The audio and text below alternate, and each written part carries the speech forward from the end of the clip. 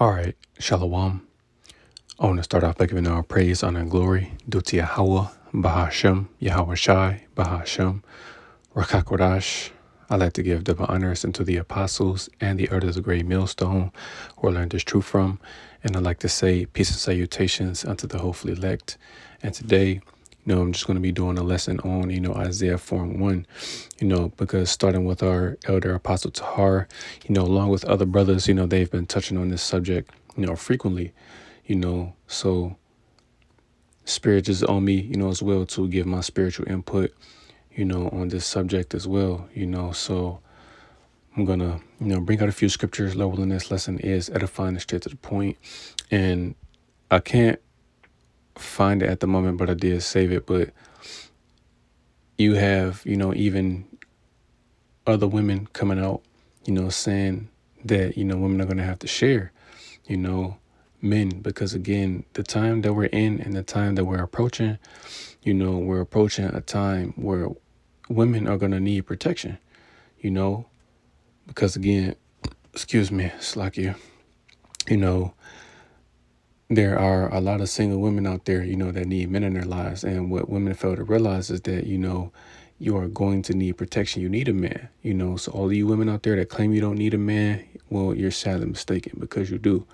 It doesn't matter, if you have a gun, if you have a dog or whatever type of weaponry you may have, or even, combat skills, a woman's primary defense is a man, because trust and believe, when all hell finally breaks loose, you're not going to be able to call 911. The police is not going to come and help you. And the primary reason is because they're going to be trying to help themselves. They're going to be trying to save themselves and protect their own families, So what? You women are going to be left completely defenseless, as I always, make mention of anytime, this particular subject gets brought up, man, because again, it's true, because this coming December said what? They're going to do a draft, a mandatory draft or a selective service, better yet, but still a draft, for anyone between the ages of, 18 to 25. So anyone born in between the years of, 2001 to 2007 or 2008, better yet, because they'll, you little nigglets will be, 18, at least this year, but 18 to 25 years old, they're going to be doing that, selective service. So anyone between those ages, they're automatically getting enrolled to go and fight, because again, we're in a time of war, so all you little, you YNs, you young niggas out there, that love, sliding on y'all ops, walking shit down, playing with your little switchies, your buttons, you know what I'm saying? Yeah, y'all time coming, man. Y'all gonna get to do all of those things you fantasize about, Again, you Call of Duty warriors out there, man, y'all time coming too, And just understand that a draft is coming, and it's going to be mandatory. And a majority of men, a good majority of men here in America are going to be drafted to go and fight, And then what? You women fail to realize is that when men go off to war, and I'm not even talking about just in this time, man, they're just in any time period. When men go off to fight, the women and children stay behind, And guess what? You're left defenseless until the men of your country or the men of your nation, get back, But in this case, the men of America that get drafted to go and fight during World War III, they're not coming home, They're going to die over there in the East. So a lot of you women that have boyfriends, husbands, they're not coming home. You're never going to see them again, And that's just the harsh reality of it. And you women also don't realize is that women and children, you're spoils of war. You women mainly, because again, a prime example of this, I seen a documentary on it, like a little while ago, like during World War II, right? Just like the men that were, went to fight during World War II in France, they were all gone, and what did the Russian soldiers do? They came through, France, and they, they took the women. And you should know they took them by force, the the 4-letter word that a lot of you dudes out there get offended by, So a lot of those women, got pregnant by those Russian men, and that's just the reality of what's going to take place. Because again, man, as I've stated before, man, a lot of women are going to be left defenseless. A lot of you wicked women out there, or not a lot of you, all of you wicked women out there, you're not going to get saved. You're not going to get any help. You're going to perish, however the Lord sees fit, but, to the righteous, I'm, just using that term, lightly, but, the righteous women, those that are slated to be, saved, is what I'm referring to, the elect lady, as it says, which I'm going to grab that scripture, you sisters are going to be fine. The Lord is going to, if you don't already have a husband, a man of the Lord in particular, then the Lord is going to, pair you with one. He's going to provide you with the man that he wants you to be with, during that time, man, because we are in the time of Jacob's trouble, but things are just going to get worse as time progresses, So before I grab Isaiah 4:1, I'm going to start with the book of 2nd Esdras, chapter 16 and verse 33. It says, "The virgins shall mourn, having no bridegrooms. The women shall mourn, having no husbands.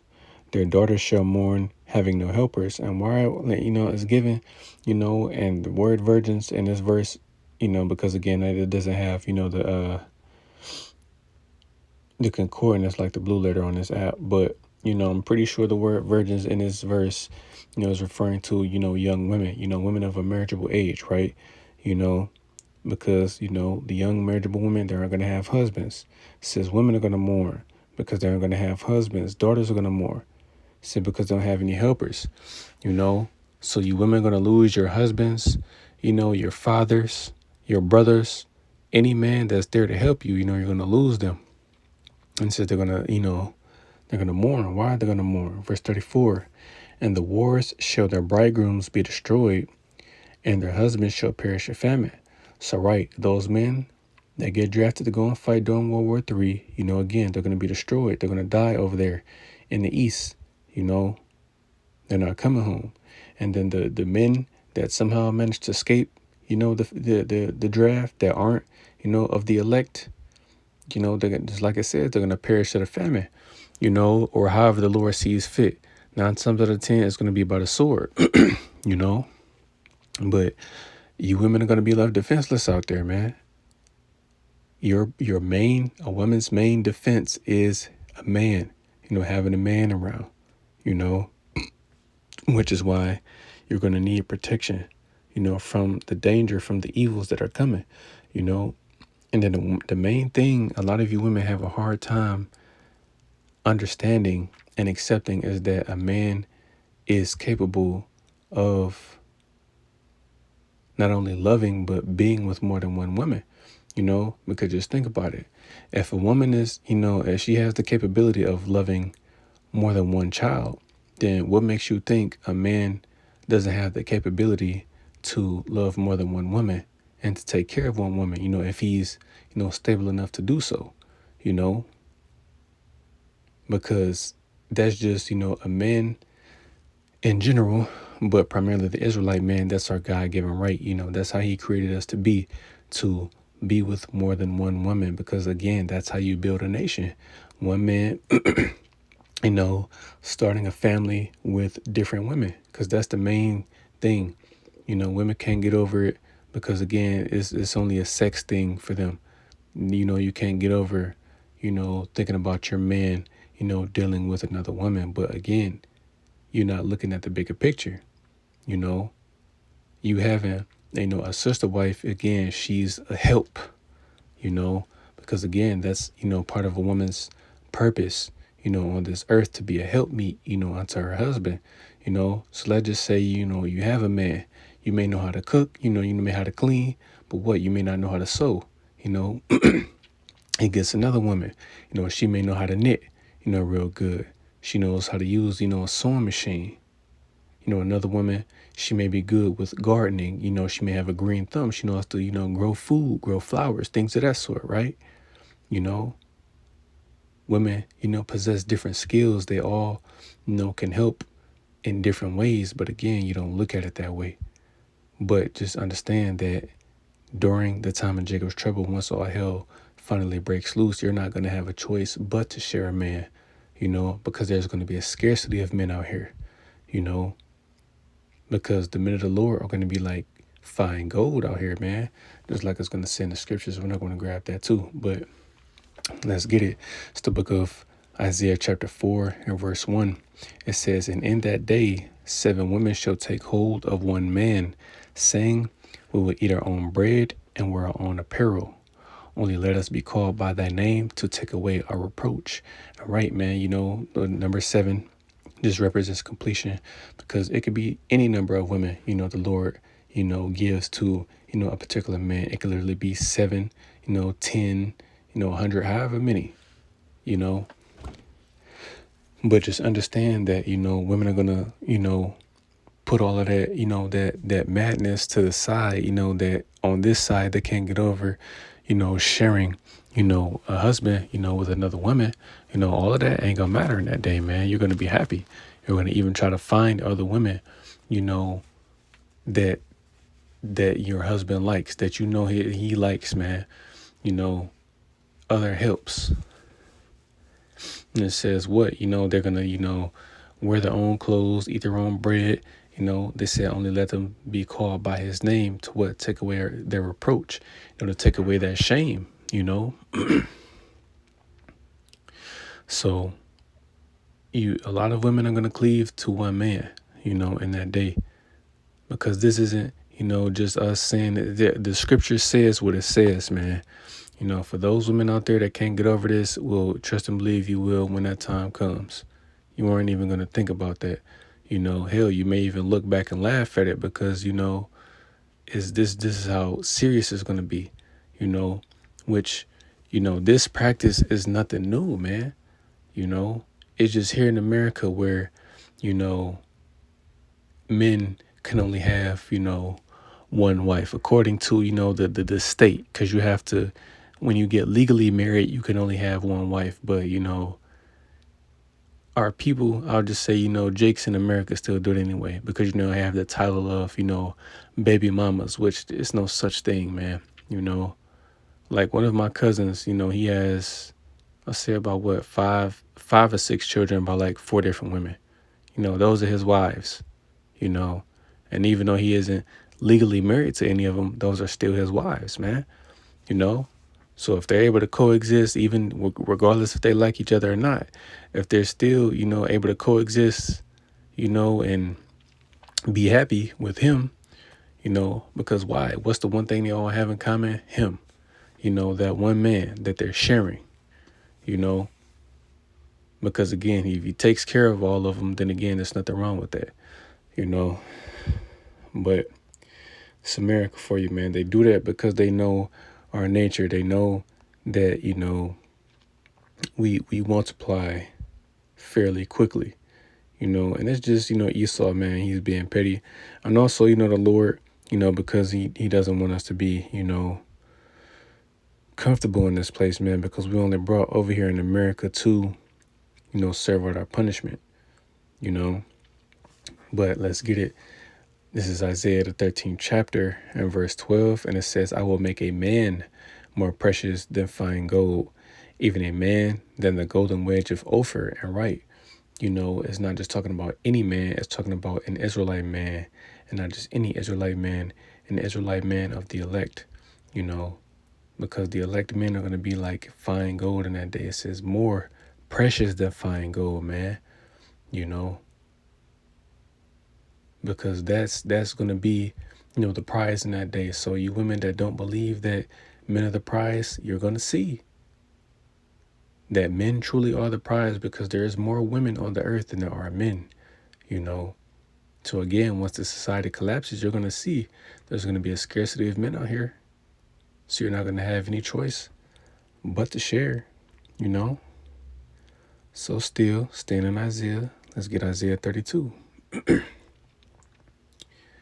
In verse 2, it says, "And a man shall be as an hiding place from the wind, and a covert from the tempest, as rivers of water in a dry place, and as the shadow of a great rock in a weary land. Right, again, it says a man shall be as an hiding place, man, because again, a man is your protection, women. That's your primary defense right there, having a man to protect you from the dangers, from the evils of this world, especially during the time that we're coming into, man. That's going to be your main mode of defense, because it doesn't matter if you have, like I said, it doesn't matter if you have, whatever combat skills you possess, if you have a gun, if you have a dog, whatever, none of it's going to matter, which is still good. It's okay. It's nothing wrong with, learning how to fight. It's nothing wrong with learning how, legally owning and possessing a firearm, knowing how to shoot, or even if you have, a dog to protect you, there's nothing wrong with those things. But having a man there to protect you is better than those things. Having an elect man is better than those things, man. Why? Because the Lord is going to raise his men up in the last days. He's going to bestow spiritual power upon, his men. So let's grab that in the book of Isaiah 59 and verse 19. It says, so shall they fear the name of the Lord from the west, and his glory from the rising of the sun. When the enemy shall come in like a flood, the Spirit of the Lord shall lift up a standard against him. All right, man. Does it not say in Revelation 12:12, that the devil is going to come down on us, having great wrath? So is not Esau, Edom, getting ready to, unleash hell on this earth? Is he not going to send his troops in to come after us? So it says what? The Lord is going to lift up a standard, man.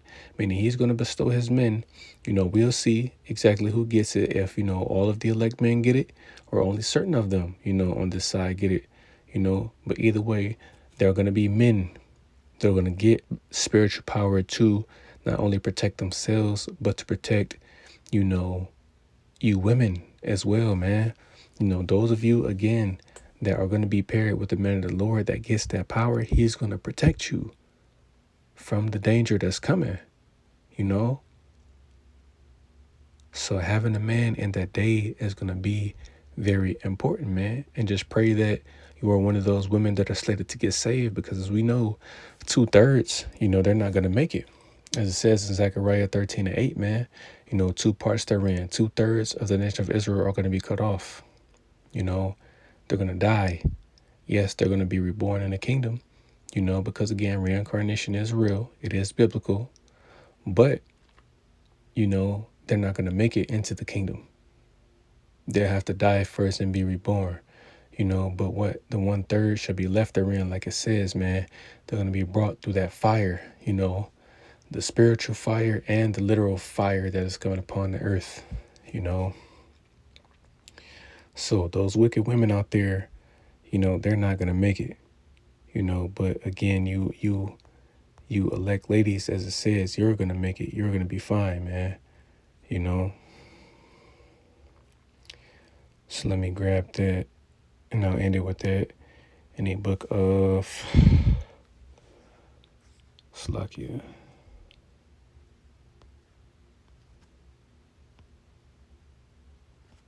Second John 1:1.